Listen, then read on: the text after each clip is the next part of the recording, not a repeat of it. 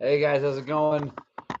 Trying to adjust the setup because we changed everything around.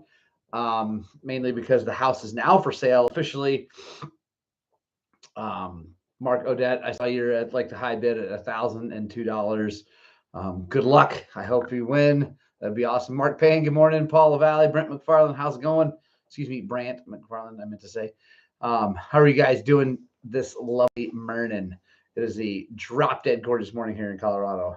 Mark Payne coming in from Washington State. What part of Washington State, Mark? Who's the Islander? There he is. He's back from the Vancouver Island. You've been busy the last few times. Maybe were you here last week? I don't know. Anyway, whatever. Uh, Bandit Racing, what's up? Eric Cansier, how's it going, man? Bjork Off Road coming at you from St. Paul, Minnesota.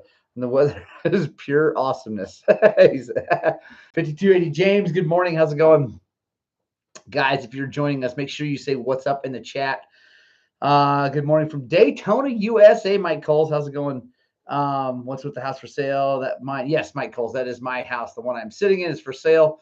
We are buying 3 and some odd acres with a house closer to Peach Valley / Flat Top. Mainly, really, the main reason we're doing that is my wife wants a little tiny farm, so we're doing that. And it's gonna be awesome because we can ride motos from the house to Peach and all that. A dude named Eric, what's happening? Good morning, Roger Hurd. How's it going? Yes, 25 miles yesterday, Roger. That's awesome. Mojave Mike coming in from Vegas. Kevin Tribby, new background. Yeah, so I've switched. Everything's 180.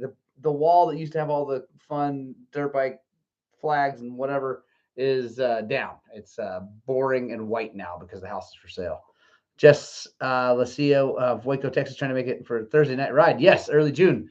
Let's do it. It'll be good. Doug Sommerfeld, how's it going? Have you gotten out on the new Suspoosh yet? Warren Howe, how's it going? Right on from Fruta. Let's see if I missed anybody. I don't think I said. Let's see. Mike Barnado, Moto Barnado, the Tornado. Right on. All right, let's get this thing started here. Good morning and welcome to the Gospel of Two Wheels number 177. Is that I think that anyway, whatever. You saw the thumbnail, you know which one it is. Where the coffee's hot, the bikes are fast, and your comments are absolutely ridiculous. It is great to see you all here. There's lots of you already online. If you are watching this live, make sure you bow out of the chat, hit the thumbs up button, and then come right back into the chat. That's where the party's happening. Casey York, what's going down? TJ Karen, let's get ready to moto, buddy. You and I head to head in like a week and a half. It's going to be awesome. I can't wait. I got a sand tire and everything. Ronnie Nelson, what's happening? Buenos dias. There's my mom. Good morning. I love you, mama. Suzanne Spradling, everybody say hi to my mama. TJ, I'm excited. I got the 300 all tuned up, ready to rock. I got, like I said, I have a sand tire of the Kenda Sand Mad. If anybody else here is coming to Farmington Race, please stop by and say hi. I'm going to be set up with what up, Jimmy Nahurt? Going to have my stands and everything set up to help people set sag on their motorcycles and set clickers and things like that for the sand and all that good stuff. So yeah, definitely swing by, say hey. Been getting busier and busier with the TBT stuff. Really happy about that. TJ Cowan, I will not set your sag since we're competing. Well, actually, come on by. Come on by, TJ, and let me help you with your sag. What an adventures, what's happening? Hey, there's my dad, Scott Spradling. I love you, dude. Kevin Tribby, glad you like the burrito recipe. It's super good. Yeah, can't wait to see which video. Oh, the race video. Yeah, it's gonna be good. TJ is probably going to wipe the course with me because he's a sand rider and I am not. But I am bringing a gun to a gunfight this time. I'm bringing out 300 and racing that instead of the 125 out there in the sand. So I'm excited about that. It's gonna be good. And yeah, TJ, you just swing on by. Let me touch all your clickers and all the settings and everything on your motorcycle. I will make it super, super awesome. I promise. Hey, Fridays, what's happening, man? Minnesota, how's Minnesota? Brady Metter, the 125 is the best ever, just not with my fat self and in the sand. I could do it. Actually, it's funny. Brady likes to give me a hard time about that bike. But I was riding it, and it's like, that thing handles so well on the whoops with the linkage, and just the way it's set up. It's so good, but it just does not have the horsepower to get up some of those hills. Well, it'll go up those hills. It'll just be brutal. Um, let's see. Bow Hunter, I'm Brody. So stoked to come on the ride today. What trails are we doing? Oh, I thought you had your own YouTube channel, Brody. But Brody, good to see you. Oh yeah, dude, Mike Barnado. Why no sand tires available in the US? I don't know. I think I got one of the very last ones. I found the Kenda Sand Mad. I mean, I got it months ago, and I had to get a 19 because no one makes an 18 in the sand, and the few that are made are not available. So I got a 19. Fortunately, I have a 19-inch wheel that I can use. Wooded Adventures burrito recipes. Go check out my burrito video. It's pretty good. I think obviously I think Kevin likes it. It's pretty good. But Brody, tonight, trails. I am not sure what trails we're gonna do. We have a new kid coming who I don't know him, but his mom contacted me. He's 10 years old, and so I think he's pretty new to riding, and so we're gonna do some super easy stuff with him. But if there's another group that wants to go do harder stuff, then you guys can do it, and I don't know, we'll figure it out. But definitely need some more mellow stuff out in the Adobes. It's gonna be good. And Barnado, I don't know why the sand tires aren't available. It's really weird. So I don't know. But hang on, coffee. Coffee is very important. My lid's closed. So, what do you guys want to talk about? I do have a question here. It's gonna be a good one. Jimmy Neihart, AT81, best sand tire ever. Let's go. I disagree 100%. Well, okay, not 100. The AT81 is a pretty darn good sand tire, but I like Dunlop makes that crazy super scooped one, and then the Sand Mat is really good. Good morning, Crash Hard. How's it going? Let's see. All right.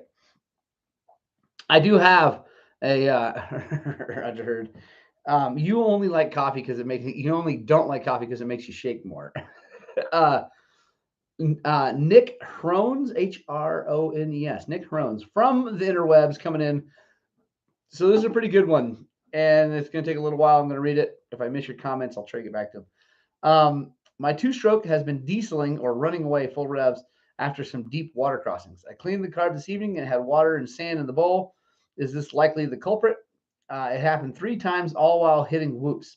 I'm guessing the whoops threw the dirty water into the main jet and starved it of fuel. Each time I could kill it with the clutch. It would run as normal afterwards. I love your thoughts. I don't think an air leak would occur just in whoops. P.S. Having a 250 running full revs out of the blue is scary. I'd like to figure this thing out. It's 19 250 beta. So first of all, it could be what you're thinking, water and sand causing it to lean out. That's definitely a possibility. Yeah, it's a possibility. The other thing I would check, because I've had more than one KTM 250 and 300 just go completely out of control in some whoops, because on those bikes, and I don't know about the beta, they use a different throttle cable and everything like that, but on those bikes, the throttle housing for the cable would come into the ferrule on the carb, and if you and you're like hitting it and doing this with the throttle, keeping the front end up, whatever, it would pop out and hang up on the top, and then you kill it and it would slide back down and then go. So I would check your throttle cable. I think obviously getting the sand and the water out of the float bowl is important, but it definitely could be that. Also, like the sand, starving it for fuel. Although normally, if you got something that just plugs up the main jet, it usually just shuts it down. So anyway, I kind of doubt that that's what caused it to run away. I bet it's more something to do with the throttle. But that's just my thought. Let us know, Nick, when you find out, because I would really like to know. Let's see. Bandit Racing, which is Eric Kent's here. Hey, Morgan, I'm thinking about getting a 125 two-stroke nearby Gunny. Recommendations on brands. Buy a Yamaha. I love my my 125 XC with the electric start and all that good stuff, but it's heavier than the Yamaha, and the 22s are having problems. Like they've had connecting rods breaking and all that stuff. So I guess if you bought an older one, that'd be great. The YZs are so good. Roger said, any year YZ 125, literally any year YZ 125 is super, super good. Like I said, I love my XC. It's been really great. If I had to do it all over again, I'd probably get the YZ. My boys have, each have a YZ. They got one of Roger's old YZs, and then they have another one in 05 is Ewan's that he's going to be moving up to. So yeah. Jimmy Nyhart, you calling out sick to guide on Thursday? I'll compensate in tacos. I think yes, Jimmy Nyhart. I think I will be riding Thursday. It sounds like I think we're going to shut the whole thing down and just have fun. So Crash Hard Enduro. I think this is going to be a great question. If you could build the ultimate Frankenbike, what would it be? Example, KTM chassis, beta engine. Okay, that is awesome. I love it. Let's see. FM Nick. What should I look at with the cable? So Crash Hard, I'm coming back to you, Nick, real fast. So the cable, see if that housing. So right at the top of the carburetor, I think there's gonna be like a ferrule, like a thing that screws into the carburetor is brass, and it's a ferrule. It's got a hole in it, and then the cable housing drops down into that. The cable goes through it and touches the slide and all that stuff. See if that housing can come out and hang up on the edge. See if is free, because Motion Pro made a cable that crimped, and so it couldn't do that. That solved the problem with the KTMs, but the KTM cable would just drop down into that, which was fine. And actually the whole thing was fine if you kept the right amount of free play, which was you couldn't have too much free play, because if you had too much free play, it would jump out. It could jump out. If you had the minimum amount of free play, it couldn't come all the way out and do that.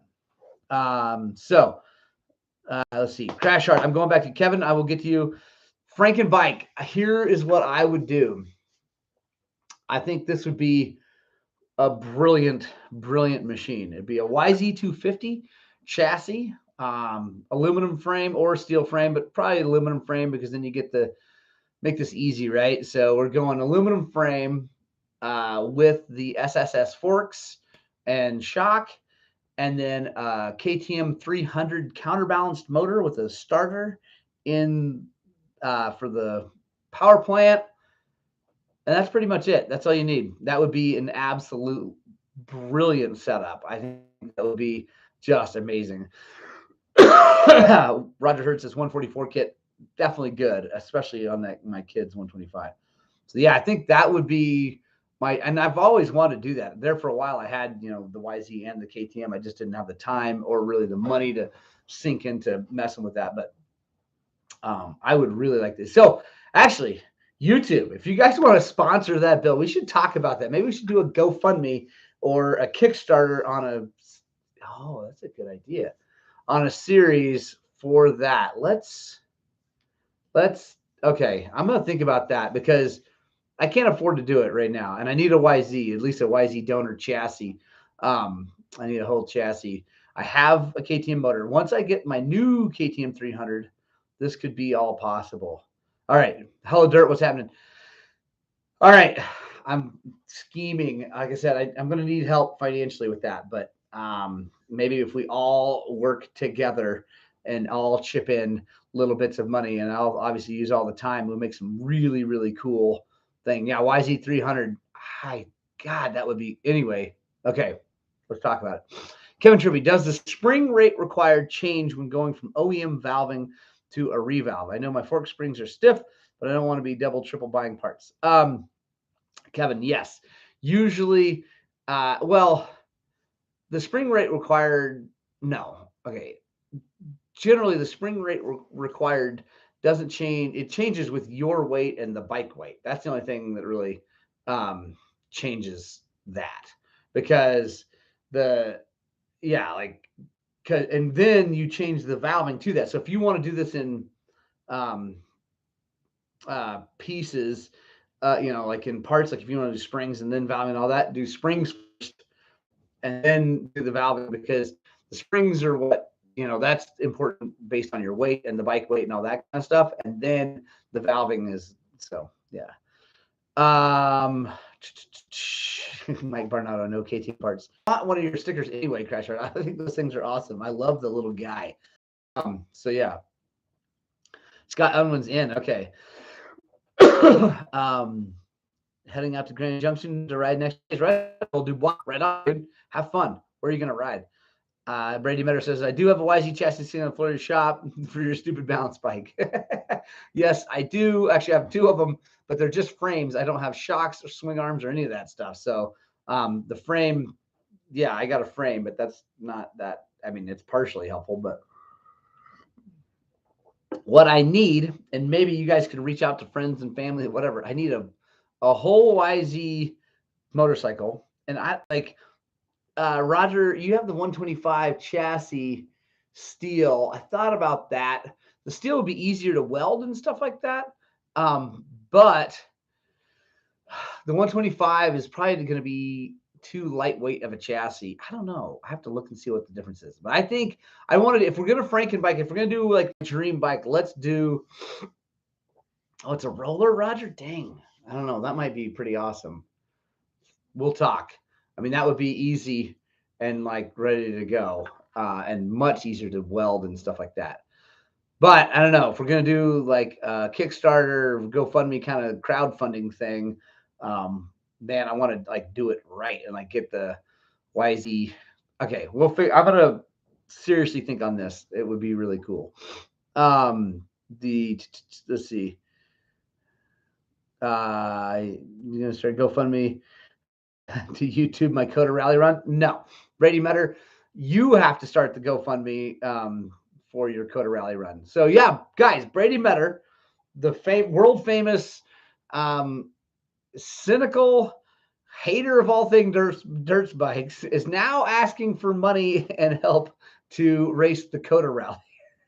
I find it interesting because I love Brady Metter so much, but he's like, is like Mr. Downer, and then now he wants our help to help him raise money for the Coda. But I'm going to help him some way, somehow. I don't have I have no money right now because I just spent it all getting set up with it. Anyway, whatever. So it's going to take a little bit of time to recover. But Mojave Mike, the unicorn, I like it. But the Coda Rally is when is it, Brady? Sometime this summer. Anyway, here in Colorado, it's an actual legit rally. It's super, super cool, but it's crazy, crazy expensive to do, and we need to help him out. Oh, Jimmy Neihart, how's the dude that broke his shoulder? He didn't break his shoulder. So Jimmy Neihart's asking about, I don't know if you guys saw yesterday on YouTube, I was hiking, or not YouTube, Facebook. I was hiking in the Adobes with my helmet to go pick up a friend's motorcycle. Great story, actually. And actually won maybe a cautionary tale. So my friend was out. His name is Brian Walburn, and he was out riding by himself 2 nights ago into the evening. It was getting dark, and he has a good headlight, no problem. And he's like, I'm just going to run one more trail instead of taking the road back, even though it's getting late, whatever. He's a fast guy. He's an A rider, and he was cruising along pretty quick on a trail that he's ridden before, no big deal. But he caught a root that he couldn't see, and massive wad, dislocated his shoulder. He might have broken something in there. He doesn't know, but like, anyway, big crash. Tumbles, whatever, gets up, can't get his shoulder back, and it's completely dislocated. So he hikes out a very long way. I don't know how far it was. It was a long way because anyway, I know where he was, but it's probably 4 or 5 miles. Hikes out into the middle of the night, gets in his truck, drives to the hospital, takes 6 hours to get his shoulder back, and they had to put him under. All this is crazy. The maybe get the money out of the man bag behind me. Oh, that's my camera bag. That's awesome, Mark. That's the camera bag. That's all my man bag. That's so good. Scott Gross, Tig. Okay. So anyway, 6 hours, he goes to the hotel, gets some sleep, comes to the shop. He's like, hey, I need some help. I'm like, oh, yeah, okay. So we drive out there. I hike in to get the bike and ride it back out. It was total.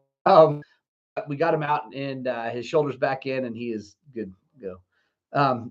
Hey, Mom, my mom is telling on me. I know someone who broke his collarbone in first grade tripping over a root. Yeah, that was me. So Jimmy Neihart, to answer your question, he's doing well. He's back home. It's a bummer because he's missing 2 races. He was on his way to Camp Wood to do the ISE qualifier, and then he was coming back through Farmington, and now he's doing none of that. Let's see. Joel Dubois, I was told to check out Mel's Loop, Prairie Canyon, and maybe Thompson Trail. All of those are awesome. Very good. Mel's Loop is a ton of sand loops, just so you know. It's pretty awesome. But let's see. Yeah, Brant McFarland, now we all know about my yeah, it was awesome. It was, and then I broke my collarbone this first grade, and then I didn't want to tell the teachers because I was in a place I wasn't supposed to be. Surprise, surprise. And I didn't want to tell the teachers what had happened. So I shrugged it off for the rest of recess. And as I was going back in, it just hurt too much. I had to tell them that it was hurt and the hospital and the whole thing. So what else, guys? What else do you guys want to talk about today? Let's see. Ride the World, guys, is coming up in a very, very short amount of time, like 2.5 weeks. It's going to be awesome. If you guys are in near the area, you should definitely stop by. It's going to be rad. We're going to be riding a ton, goofing off a ton. I'm going to have the balance bike out in the desert for people to balance on and goof off on. Warren Howell. So Ride the World. It's good. We're camping north of Peach Valley on the Peach Valley Road. Maybe actually off on this little side. Anyway, whatever. North Peach Valley out in the desert. And it's going to be awesome. Yes, camping. And we are going to just goof off. I'm going to camp. Going to have all the bikes out there. I will have both the 300 and the 125. So if anybody needs to borrow a bike for a little bit, that's cool. I've had people ask if I'm renting, and I'm not, because I don't want to deal with that whole thing. But I will have a spare bike for people who might need a bike if they break one. Death match with Zach, dude. 52. I got to get that done. Yeah. Brady Metter. No, snow is not all gone. We are going to be riding the desert. Snow's gone down here. We're going to be riding Dry Creek and Peach Valley. Did you get to ride the X Trainer looking to move up from the GPX? I have ridden X Trainers before. Hello, Dirt. Jared, his name's Jared. They're in stock form. They're terrible. They're not terrible. The suspension is just like terrible. The motor's amazing. Everything else is fine. The build is good, but like suspension is not good. And I've ridden one that is really, really, really, really, really good. Morgan Tankey's full factory built X Trainer, and it was awesome. But that's like a crazy expensive motorcycle because completely different components in the whole thing. Warren Howell, excited to have you down. It's gonna be awesome. Brady Metter, Zach loves his new suspension. He's very excited about it. He hasn't clicked on it yet. I got to get him out. He's impossible to get to go ride. You and him. Tony Andrews, what's happening? Mark Payne, still white from last weekend Desert 100 race. Oh yeah, that looked like fun. I saw some pictures and stuff of that. I don't know, I guess on Facebook. I don't know if it was from you or from other people, but it was awesome. So death match with Zach is going to happen someday. I got to figure it out. Yeah. Hello, Dirt. If you want to buy a beta, buy a 300RR or something like that. Don't buy the X Trainer. I mean, you're a full-size guy. The X Trainer is more for little people, young people, or if you want to spend a ton of money, you can make it really, really cool. But yeah, that's my opinion. Paul Anstey, where's Paul? He's got one. He loves his. So maybe I could be wrong, but I think Paul's put a lot of work in the suspension too. Brady, yeah, we are impossible to get to ride because we're doing all your work because you're screwing off all the time. Exactly. I'm trying to get you guys to go have fun with me, but they won't do it. And someone's got to do the work. Would you say fitting an X trainer with better suspension be worth it, or is a full size bike a better move? Eric, it depends on your size. If you're like a 5'9", 5'10", and up sized human, I would buy the full size beta because the full size betas are still not they're still not like full size, right? Like I think the like yeah, the like a full size a 300RR beta is still a little bit smaller than like my 300 KTM. I mean, I've ridden them all now. I went to that demo day in Texas, and I mean they're awesome. I really actually I'm really starting to really like betas a lot right now. I think they're really, really great bikes. And I've even considered one, but the chassis is just small. So Eric, I think I would look at the full size beta because you get better suspension. I think you get a better tune on the motor. The motor in the X Trainer is amazing, but it's tuned more trialsy. I'm surprised Paul's not in here yelling at me for saying that. Yeah, and one can always sell the X Trainer to get money back after getting a new one, for sure. They're all small compared to with the Yamaha, that's for sure, and that's true. Like Yamahas feel big, not bad way, but like they feel long and tall, which I like. That's what I like that a lot. Yeah, Brady, I would have got a 480RR if I could have found one. 100%. Like they said, the I don't know, the betas are really, really good. Let's see. Any other recommendations out near Grand Junction? Maybe we should head to the Uncompahgre. Joel, the Uncompahgre is under snow. Don't go to the Uncompahgre. So the things near Junction would be come down and see me in Montrose because I love Junction, but I like the Montrose trails better. Let's see. I'll be out there tonight, but I'll be riding whoops mainly to practice for Farmington. Right on, Eric. Yeah, as many whoops as you can get.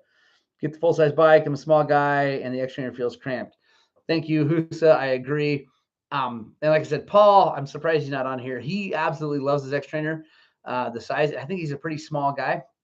I know he's a lightweight guy. He's little, skinny guy. And the X Trainer, like I said, I rode Morgan Tanky's fully factory built one with all the KYB, and it was pretty rad, but it still felt small. The suspension was amazing. You could hit anything. It was impressive, but it just felt cramped. And for me, even the big bike betas feel a little bit cramped. So if I were doing, if I'm going to do it, I'd just, if I'm a little bit shorter, 5'8", 5'9", 5, whatever, shorter inseam, and I would personally get a normal, if you're buying 2-stroke 300 or 390, 4-stroke, whatever, choose your engine size, right? And I would get the normal size bike because you get the race model because you get the KYB up front, and it's just a brilliant setup. So, Senor or Senoj RB. Anyway, I'm sorry, I don't know how to pronounce that, but he loves his X Trainer, but he's only 5'6". So 5'6" is pretty small. And the X Trainer is perfect like that, But again, I like the suspension on the bigger bikes better. It's just, new to carrying a chainsaw. Notice you do not have a scabbard on the bar. Does it really matter? No, it does not. I have had people yell at me about that. Like, oh, where's the scabbard? Where's the scabbard? Where's the scabbard? So I learned all I know about carrying chainsaws from a friend named Sean Smith, who literally travels the West during the summer cutting trails. He goes up to Idaho, all over Colorado, I'm sure Montana, whatever. He is able to work from his camper. So in the summer, he travels and he cuts trail. He cuts literally thousands of trees a summer, and he does not run a scabbard on his chainsaw mount. He runs the same mount that I run, and He doesn't run a Scabbard. The Scabbard just gets in the way. It's hard to mount solidly. People are going to argue with me about that because they're going to say, "Oh, the Enduro engineering, okay, whatever, maybe it's okay," but it's I don't know. It's just not that. It's no need for it. And I mean, yeah, I guess you could ding up your chain, but whatever. I mean, if you crash hard enough, you're still going to bend the bar, even with the plastic Scabbard. I mean, I guess if you made a metal, anyway, whatever. You're going down the wrong road, making it too hard. And I know you're not doing this. You're asking the question, which is awesome, Bjork. But no, don't put a Scabbard on there. You're just fine. Jeremy Gifford, now NTJ, what's happening, man? Michael Webster, how's a TW200 for a 6'2" rider? I'm 195 pounds. For commuting around and in the town, it's awesome. It's not a great dirt bike. The suspension is lacking, especially if you're 195 pounds and 6'2". Countershocks, planning on a trip to Montrose in 2 or 3 weeks. Okay, Countershocks, Nathan. What you need to do, if you can, is time it for April 21st through the 24th. Because that is our Ride the World series of awesomenesses. We're going to have a whole ton of people camping out together in the desert. And if you came and had some Countershocks, maybe you could sell some and get people. It'd be awesome. But yeah, Brady Meadow, TWs are great for a slow cruiser trail bike. They are really good for that. They're also really good for trail cutting bikes because I've got 2 friends here that have TWs with chainsaw mounts, and they're awesome. Matt Andreas, I need to get over there before it gets too hot. I don't know when that's going to happen. Maybe in May. Maybe I can make that happen in May. It's going to get hot, but it won't be too bad. Kevin Tribby, does lowering the suspension have good results or bad? Not just lowering links. If you lower it the right way, go into the suspension, you get the right springs, you get all the right setup. It's good. It gets your feet to the ground and all that stuff. You are going to change the geometry of the bike a little bit, which will change the way it handles some. But if you do it the right way, you can end up with a really, really well handling bike. If you do it the wrong way, Doug Sommerfeld can tell you it gets expensive to fix it. But yeah, and then he had things come apart. Anyway, it was bad. So if you're going to do it, make sure you have a good shop. I would highly recommend a TBT shop wherever is closest to you. If we'll help you out, whatever, and do it the right way, and you're good. Roger heard we're getting TWs for Jeep trails. Yeah. So yeah, Mike Webster, the TW for, and I guess, yeah, I should have asked what your proposed use of the TW is. If your proposed use is just cruising around on Jeep trails, like cutting trails, like I said, they're really good at that. Or, just I don't know. They're a great, like, inexpensive, lightweight dual sport, really, because they got rack on them. You can put all kinds of stuff on them. So, Grant McFarland, don't lower. I lowered one and the upper chain roller sucked into the sprocket. Whoa, whooped a hole in the case. That sucks, Brant. Kevin Trivy, it's for a rider friend that tiptoes when sitting down. So, Kevin, if they can actually put their toes on the ground, and it's not just like because my kid, 13-year-old, his feet do this on his 125. He don't care. He can keep riding it. I would look at getting a low seat before I lower the suspension, and that's just because manufacturers design these things to be a certain way, and they, yeah, if you can do it, like now, there's people that are just, they need it lowered. I get it. Like Doug needs the thing lowered. So that's awesome, and do it. But like if they're really just like right on the fence, like, oh man, I'm pretty good, I would try to do the seat first. If that doesn't cut it, then you can go into there and you can cut the seat yourself, So Mark Payne, the price for a TW in Washington is out of sight if you can find one. And the price of everything's out of sight. Speaking of which, when my new 300 shows up, and I have no idea when they haven't even announced any kind of information on them, official, unless anybody knows in the last day or two, KTM's released information. I don't think they have, though. But when my new 300 shows up, I will be selling the 125. I've decided I'm definitely going to do that. Kevin O'Laughlin, thank you so much. Thank you so much for the super chat. If you guys are watching, you see that big orange thing. Kevin just gave us $20. Thank you so much, Kevin. I really appreciate that. If you guys are so inclined and want to help the channel out, you can do that. Kevin, I really appreciate it. And I do love what Kevin wrote. If everyone just rode dirt bikes, the world's problems would be solved. I could not agree more. I could not agree more. If everybody just rode, we'd be better off. Brady Metter is giving us the rock and roll side. No, I don't have that $20 I owe you. It's awesome. Let's see. Speaking of lower bikes, how long was recovery from your hip replacement? Oh, good, Bjork. It was crazy short. I was riding the motorcycle. I was back in 11 weeks after surgery. I couldn't believe how fast I healed up. Like the first day, so the day of surgery it was actually quite pleasant. Like obviously there's a lot of drugs involved and whatever, but I walked out of the hospital an hour and a half after surgery, or maybe it's 2 hours, whatever. Very quickly after surgery, I walked out with the help of crutches, but I walked out myself to the truck, got in. I was home. So I got to the hospital at 7:00 that morning. I was home in my house by 7:00 that night, including stopping for dinner and stuff like that. Then the next day, totally sucked. Totally sucked. It was horrid. Oh my God, I was just in so much pain.